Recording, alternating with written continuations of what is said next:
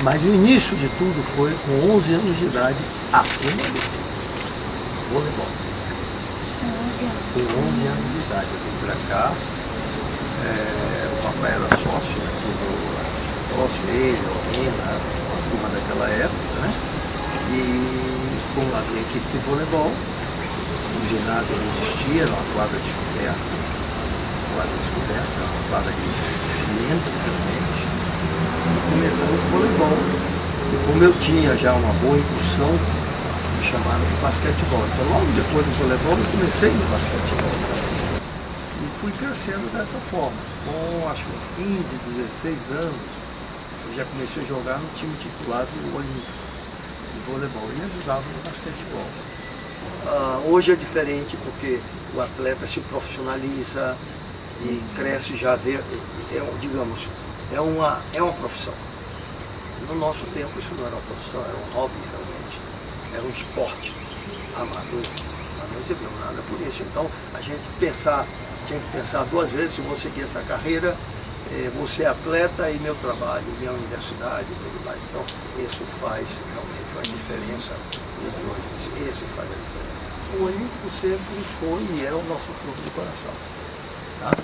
Nós sempre estivemos participando do Olímpico, não somente as atividades esportivas, mas atividades sociais, as festas,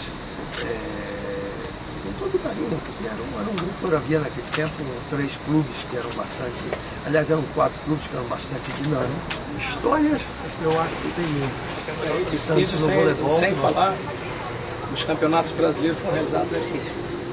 Nós tivemos o primeiro campeonato de voleibol juniores do Brasil. A época o presidente era o Carlos Arthur Nussmann. E o Gesta era o vice-presidente da Confederação Brasileira. Fizemos um campeonato de ginástica, porque o Amazonas tinha 2 atletas que foram campeões de ginástica. Já era o professor Artemis a primeira presidente. Fizemos o único campeonato mundial, internacional, pan-americano realizado no Amazonas, que foi no SESI com 8 países. Foi o pan-americano e sul-americano realizado em Manaus.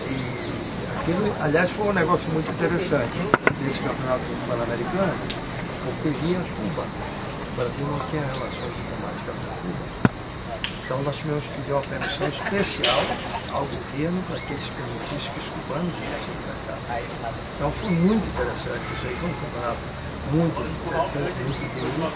E evidentemente o Brasil naquela altura não aspirava tanto a ser o campeão pan-americano, mas sim o campeão sul-americano. Porque o campeão sul-americano de handball masculino era Argentina. E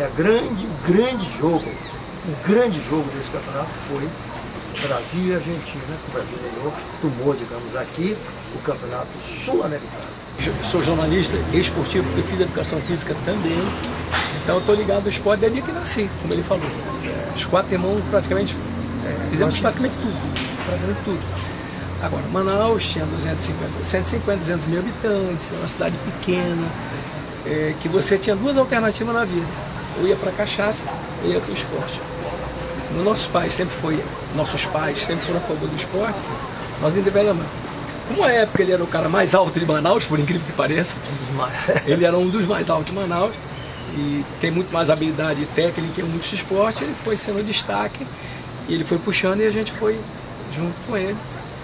E isso, lógico, é motivo de muito orgulho, porque a gente vê muito esporte que mendigou para chegar onde chegou, e hoje tem campeão brasileiro. O handebol tem talvez a maior quantidade de atletas em seleção brasileira na história das esportes aqui. A inauguração do ginásio do Colégio Militar, nós trouxemos a seleção brasileira de ginástica. Eu tenho um filme disso, inclusive. A inauguração foi feita com a seleção brasileira de ginástica. Em função disso, que depois nós fizemos um campeonato brasileiro aqui, que nós tínhamos 2 atletas da seleção brasileira. A história é história, né? Por isso que eu quero comemorar os 70 anos atrás. Ele é o responsável por muito do que acontece nessa terra.